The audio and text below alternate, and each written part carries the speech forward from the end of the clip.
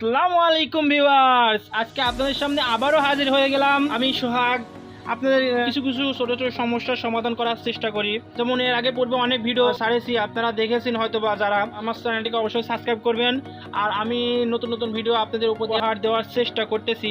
আজকে হাজির হয়ে গেলাম বোরকা রেডিমেড বোরকা কিভাবে আপনারা লংয়ে বড় হলে শর্ট করবেন সেই পদ্ধতি আমি আপনাদেরকে আজকে শিখিয়ে দেব।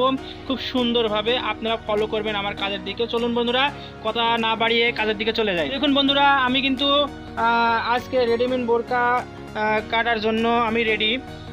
দেখুন, এটা কিন্তু আসলে আমার টেবিলটা লাল আর বোরকাটাও লাল, যার কারণে মিশে গেছে, দেখতে আলসা মনে হচ্ছে।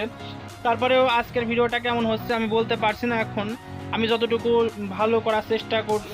আমি দেখুন বন্ধুরা, আমি কিন্তু রেডি করে নিয়েছি বোরকাটাকে।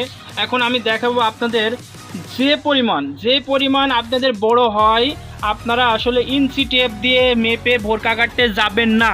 যেহেতু বোরকা অনেক ঢিলে ঢালা, তার কারণে আপনারা যদি ইঞ্চি টেপ দিয়ে মাপ নিতে যান তাহলে দেখা যাচ্ছে বোরকা অনেক ঢিলে ঢালা থাকে, যার কারণে মাপ মেলে না। আর আপনারা যারা কম কাজ সম্পর্কে ধারণা আছে তারা অবশ্যই যাবেন না। সবচাইতে আপনাদের সৎ বুদ্ধি আমি দেব, সেটা হচ্ছে আপনারা অবশ্যই যার বোরকা সে পরিধান করবেন। বোরকাটা করার পরে ঝুলে দেখবেন কতটুকু বড় হচ্ছে, সেই পরিমাণ আপনারা কলম বা যে কোনো চক দিয়ে মার্ক করে নিয়ে সেটাকে খুলে ফেলবেন। খুলে ফেলার পরে অবশ্যই সেটাকে কাটিং টেবিলে পরে উপর থেকে সমান করে নিয়ে আসবেন। নিয়ে এসে নিচে যে পর্যন্ত আপনারা দাগ মার্ক করেছেন সেটাকে সমান রাউন্ড করে, আসলে সোজা করে কাটবেন না বোরকা। দেখুন বন্ধুরা, আমি কিন্তু মার্ক করে নিচ্ছি। দেখুন বন্ধুরা, এটা কিন্তু সমানভাবে মার্ক হয়ে গেল। এখন আপনারা মার্ক অনুযায়ী খুব রাউন্ড করে দিবেন।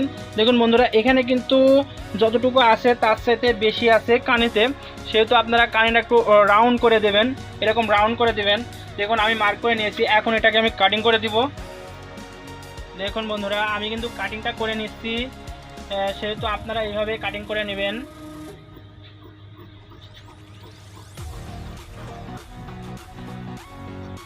কাটিং করে নিয়েছি।